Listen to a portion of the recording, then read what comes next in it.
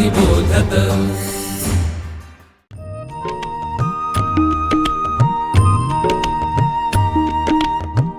विवेकी अक्षर विवेकी लेखन सुश्राव्य वाचन श्रवणार्थ चरित्रे संस्कारी धीरवीर गाथा रम्य बालकथा अनुभवा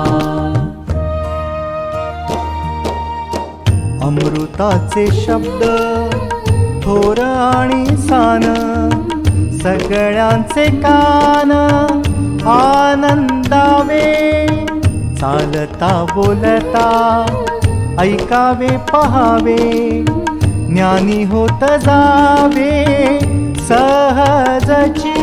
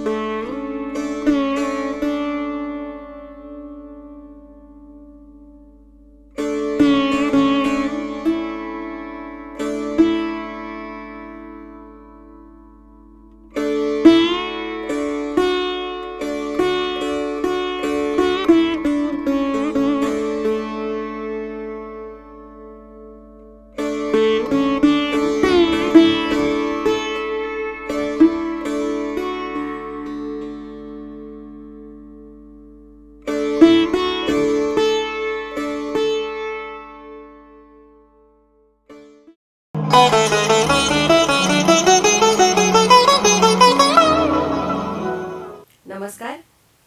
विवेकानंद केंद्राच्या मराठी प्रकाशन विभागाने गेल्या वर्षीपासून शब्द अमृताचे हा एक अनोखा उपक्रम हाती घेतला आहे. केंद्राने प्रकाशित केलेल्या पुस्तकांचं अभिवाचन करून ही पुस्तकं वाचकांपर्यंत पोचवायची असा हा उपक्रम आहे. आणि 25वा भाग हा टप्पा यशस्वीपणे पूर्ण करताना आज आपण या उपक्रमामध्ये आणखी एक वैविध्य आणत आहोत, ते लेखकांच्या मुलाखतींच्या रूपाने.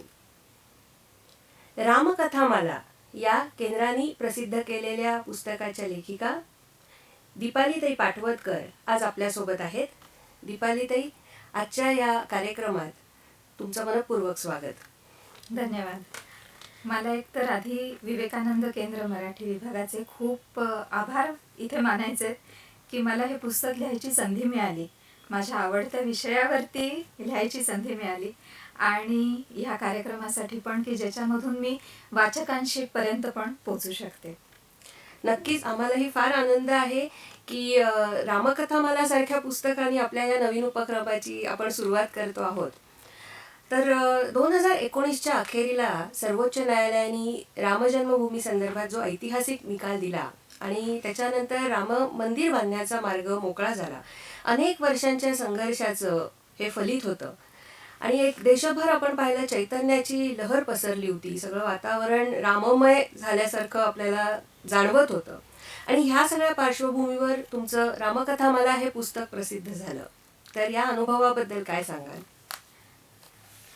हा अनुभव खरा फारच छान होता. एक तर पुस्तक लेखनाचा अनुभव खूप छान होता आणि दुसरी गोष्ट अशी की ह्या ज्या दोन्ही गोष्टी आहेत, एक रामजन्मभूमी मंदिराचा मार्ग खुला होणं आणि रामायणाविषयी एक पुस्तक येणं, की रामायणाच्या दिग्विजयाची कथा सांगणारं हे पुस्तक येणं, ह्या दोन्ही गोष्टी मला खूप सारख्या वाटतात.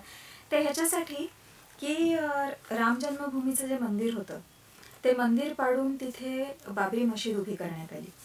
तर हा एक दहशतवाद होता, दहशतवादी कृत्य आहे. आणि तसंच आपल्याला दिसतं की आजकालच्या काळामध्ये असं होतं की रामाबद्दल, राम हा रामायणाचा नायक आहे, पण तरी कसं होतं की जसं मंदिर पाडलं तसं त्या रामाचं कॅरेक्टर असॅसिनेशन करणं हा एक प्रकार आहे आणि ह्याला आपण सांस्कृतिक दहशतवाद असं म्हणू शकतो. तर एकाच वेळेला ह्या दोन्ही गोष्टी झाल्यात असं मला वाटतं की मंदिराचा मार्ग खुला झाला आणि त्याच वेळेला मला हे रामायणाचं पुस्तक लिहायला मिळालं की ज्याच्यामध्ये रामायणाचं महती काय आहे, रामायणाचं महत्त्व काय आहे, रामायण कुठपर्यंत पोचलेलं आहे आणि किती लोकांनी अक्षरशः रामाला डोक्यावर घेतलेलं आहे. तर ह्याविषयी मला पुस्तक लिहायला मिळालं.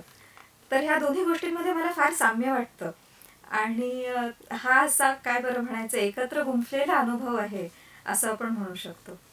नक्कीच, म्हणजे हा तुम्हाला अतिशय कायम आयुष्यात लक्षात राहणारा असा हा म्हणजे ह्या पुस्तकाचं प्रकाशन हो. हा निश्चित तशा स्वरूपाचाच अनुभव समजायला पाहिजे, कारण तुमची आणखीनही पुस्तकं प्रसिद्ध झालेली आहेत. तर थोडीशी आपल्या वाचकांना आपण तुमची लेखिका म्हणून ओळख करून देऊ. पुस्तकातून तर तुम्ही माहिती झालाच आहात त्यांना, पण तुम्ही मूळच्या संगणक विज्ञान या विषयातल्या पदवीधर आणि संगणकशास्त्र पासून भारतीय विद्येचा अभ्यास अर्थात इंडॉलॉजी हा असा प्रवास तुमचा जो झालेला आहे त्याविषयी आम्हाला थोडक्यात सांगा ना. अगदी. मी साधारण 97-98 मध्ये ब्लॉग करायला शिकत होते. त्यावेळेला त्याला ब्लॉगही म्हणायचे नाहीत, खूपच नवीन होतं ते, वेबसाईटच म्हणायचे. आणि मी वेबसाईट करायला शिकत होते, तर मग काहीतरी त्याच्यात कंटेंट टाकायला पाहिजे म्हणून मग मी भारतीय इतिहास असं घ्यायला लागले. आणि मग मी त्याच्या प्रेमातच पडले की शाळेमध्ये असताना काही कळत नव्हतं, काही कळलाही नाही इतिहास वगैरे. आणि मग हे नंतर मी सुरू करायला लागल्यावर माझं ते सगळं वेबसाईट वगैरे बाजूला राहिलं आणि मी ह्याच्यामध्येच गेले. आणि मग त्याच्यानंतर माझं बरंच वाचन होत राहिलं, महाभारताचं खूप वाचन झालं. आणि साधारणपणे 2015 पर्यंत मला लक्षात आलं की आता नोकरी करून भरपूर झाली आणि आता मला पूर्ण वेळ बिझी ठेवेल असं मला दुसरा एक पॅरलल पाथ मिळालेला आहे. मग तेव्हा मी 2015 मध्ये नोकरी सोडली आणि जवळजवळ 20 वर्ष माझी नोकरी झाली होती. त्यामुळे मला तेही बरं वाटत होतं की एका टप्प्यावरती आपण हे आता सोडत आहोत. आणि मग त्याच्यानंतर मी MA इंडोलॉजी पण केलं आणि MA इंडोलॉजी TMV मधून केलं मी. तर तिथे मला सगळ्या माझ्या गुरुजनांकडून खूप एक चांगली दृष्टी मिळाली की संशोधन कसं करायचं, अभ्यास कसा करायचा. आणि माझा जो आधीपासून जवळजवळ 17-18 वर्ष जो अभ्यास झाला होता त्याला एक दिशा मिळाली. आणि मग पॅरलली माझं लिखाणही चालू होतं.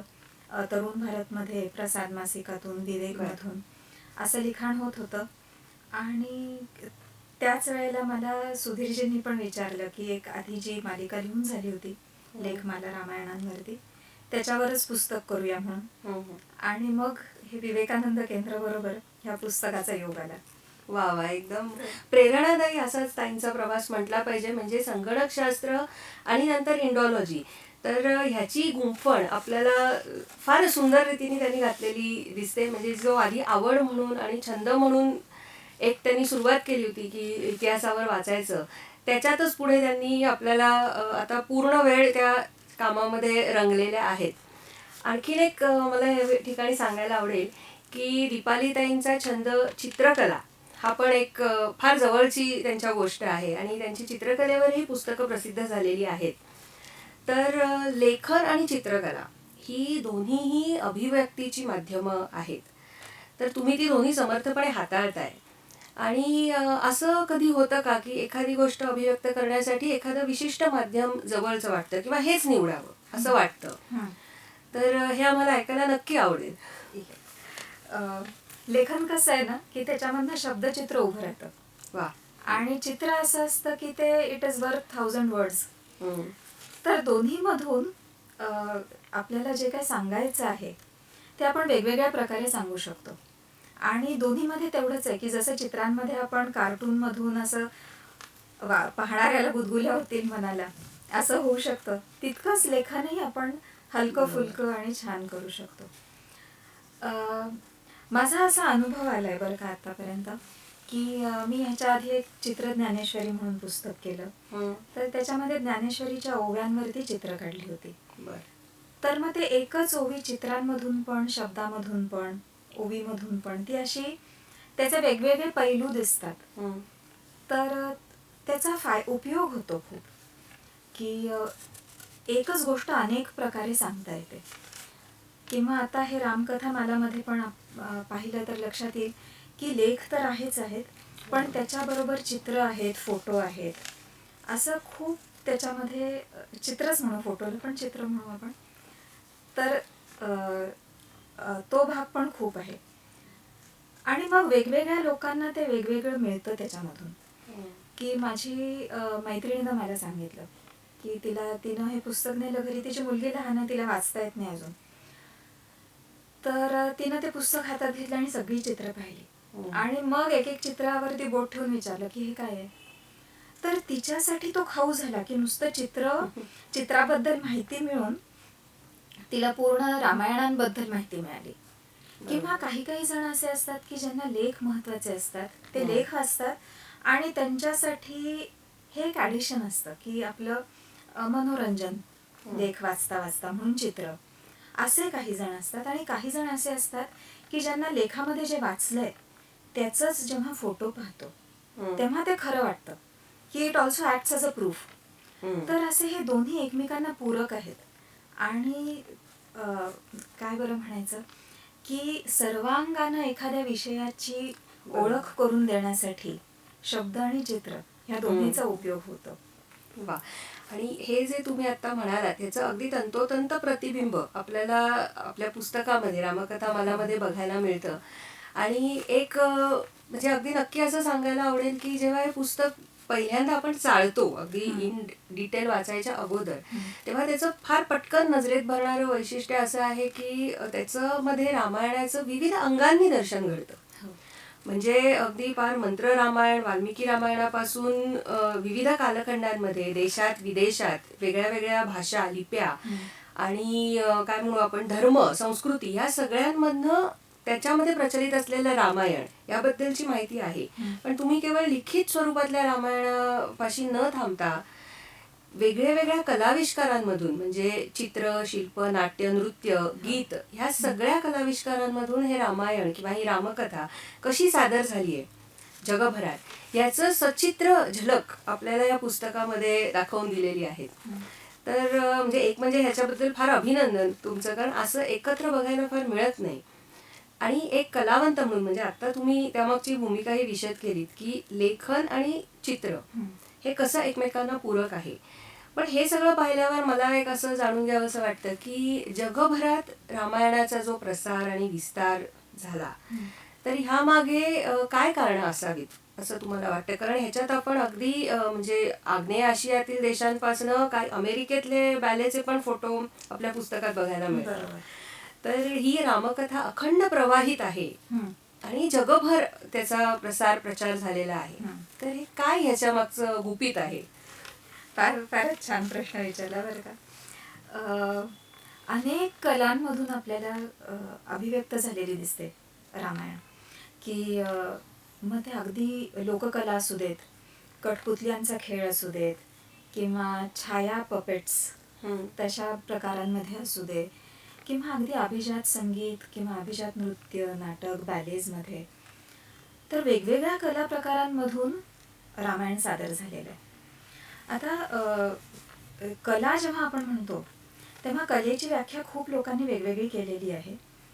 तर कलेची एक व्याख्या अशी आहे की कला म्हणजे ज्याच्यामधनं सत आणि सौंदर्य हे प्रदर्शित झालेलं आहे त्याला कला म्हणायचं.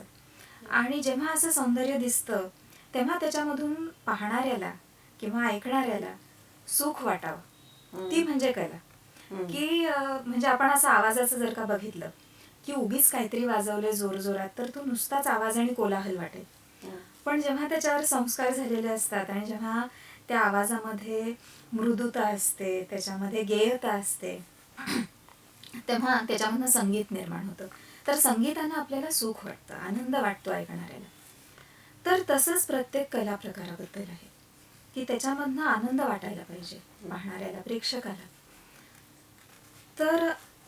तर हा एक भाग झाला कलेचा की तुमच्या प्रेझेंटेशनमध्ये सौंदर्य असलं पाहिजे. दुसरा भाग आहे की तुमचं कंटेंट काय आहे. आणि ह्या सगळ्या कलांमध्ये ज्याच्यामधून रामायण सांगितलं जात आहे त्याचा कंटेंट रामायणच आहे. आणि रामायण हे इतकं सुंदर आहे आणि ते ज्या प्रकारे त्याच्यात अर्थातच वाल्मिकींचाच फार मोठा हात आहे की ते ज्या प्रकारे सांगितलंय त्याच्यामधलं कवित्व जे आहे, जे काव्य आहे, त्याच्यामधली नीती जी आहे, त्याच्यामधली कथा जी आहे की असं प्रत्येक भरभर घडतात प्रसंग वाल्मिकींच्या रामायणामध्ये, की कुठेही रेंगाळत नाही कथा. की रामाचा जन्म होतो आणि लगेच अशा पुढच्या सर्ग व्हायच्या आतच विश्वामित्र येतात की मला त्राटिकेला मारायला रामाला पाठव म्हणून. तर अशी पटपट पटपट हलणारी कथा आहे. त्या कथेमध्येच स्पीड आहे, थ्रिल आहे, युद्ध आहे, शौर्य आहे आणि वेगवेगळे रसपूर्ण आहे ती कथा पूर्ण.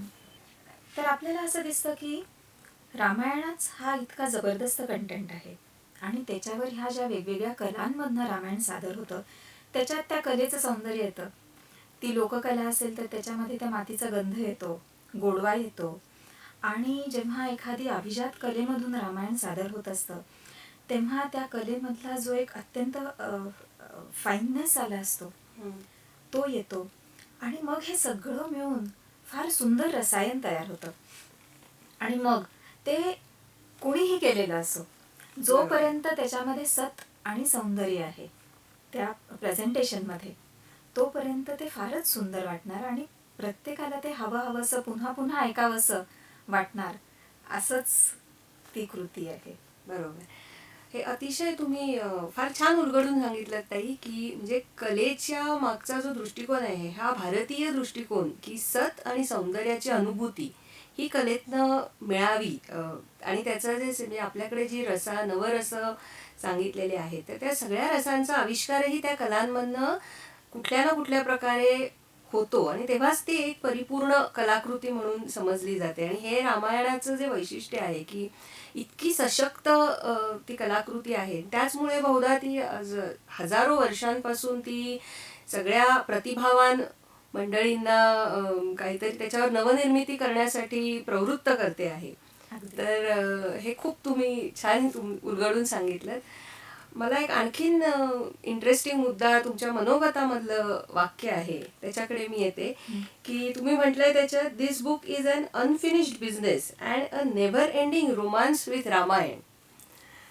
तर आता आम्हाला वाचकांना उत्सुकता आहे की आणखीन म्हणजे एक रामकथामाला तर झाली आता, पण आणखीन आता रामायणाविषयी, because it is unending romance with Ramayana, तर आम्हाला आणखीन काय ऐकायला, वाचायला, पाहायला मिळणार आहे? काही नवीन त्याचा उपक्रम, प्रकल्प हाती घेतला आहात का? जो कोणी रामायण वाचतो ना, वाल्मिकी रामायण असेल, तुलसीदासांचं रामायण असेल, तो प्रेमातच पडतो त्या कृतीच्या. की असं म्हणजे त्याच्यामुळे मी जेव्हा वाचायला लागले आणि अभ्यास करायला लागले रामायणांचा, तेव्हा माझ्या बाबतीतही असं झालं की this is a unending romance with Ramayana. तर ते होणं म्हणजे आश्चर्य नाही त्याच्यामध्ये, कुणालाही असंच होईल. तर ह्याच्या पुढचं माझं अजून एक काम चालू आहे, ते ह्याच पुस्तकाचं इंग्लिश ट्रान्सलेशनचं काम चालू आहे. बरं. ते एक आहे. आणि दुसरं अजून एक मी काम करत आहे की लहान मुलांसाठी रामायणातल्या नीतिकथा. बरं. तर ते असं एक चित्ररूप आणि त्याच्यातल्या नीतिकथा, हे 2 प्रोजेक्ट्स आता चालू आहेत. वा. आणि ईश्वराची जशी इच्छा असेल तेव्हा ते येईल बाहेर. अगदी नक्की. साक्षात रामरायाचा आशीर्वाद तुम्हाला या कामासाठी मिळालेलाच आहे आणि मिळणारच आहे. आणि आमच्या सगळ्यांच्या, विवेकानंद केंद्राच्या आम्हा सर्व कार्यकर्त्यांच्या वतीने तुम्हाला या सगळ्या नवीन उपक्रमाबद्दल, तुमच्या पुढच्या वाटचालीबद्दल खूप खूप शुभेच्छा. आणि आज तुम्ही इथे येऊन आमच्याशी गप्पा मारल्यात याबद्दल मनपूर्वक आभार. धन्यवाद. धन्यवाद. वाचक हो, लवकरच भेटूया आणखीन एका लेखकाचं हृदगत ऐकण्यासाठी पुढच्या भागात. तोपर्यंत राम राम.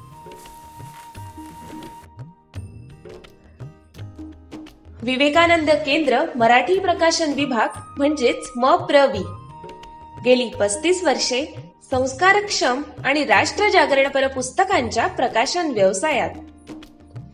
135 हून अधिक पुस्तके, 10 लाखांहून अधिक प्रतींची एकूण विक्री, कार्यकर्त्यांना उपयोगी पडेल अशा माहितीची विवेकशलाका आणि केंद्राच्या देशभरातील कार्याचा परिचय करून देणारी कार्यदर्शिका. संपर्क अश्विनी हाईट्स, पहिला मजला, ग्राहक पेठेजवळ, टिळक रोड, पुणे 30. संपर्क क्रमांक 9881061686.